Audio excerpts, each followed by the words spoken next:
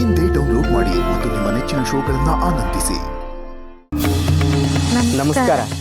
ನಮಸ್ಕಾರ ನಮಸ್ಕಾರ. ನಾನು ಕೃಪಾಕರ ಆಚಾರ್ಯ ಅಂತ. ಇವನು ನಮ್ಮ ಮಗ ಸುಭಾಷ್ ಶಾಸ್ತ್ರಿ.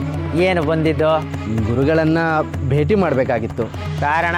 ನಮ್ಮ ಮಗನಿಗೆ ಬಾಯಿಲ್ಲ, ಅಂದರೆ ಇವನಿಗೆ ಮಾತು ಬರೋದಿಲ್ಲ.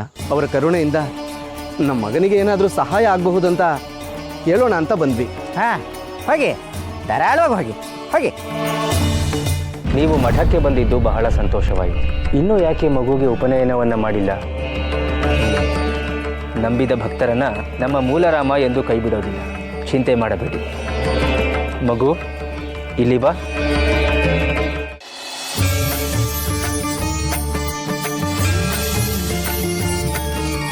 ವಂದೇ ಮಂದೇ ತರಾನಂದ ದಶಸ್ಯಾನಂದನಾನಂದಂ. ವಂದೇ ಮಂದೇ ತರಾನಂದ ದಶಸ್ಯಾನಂದನಾನಂದಂ.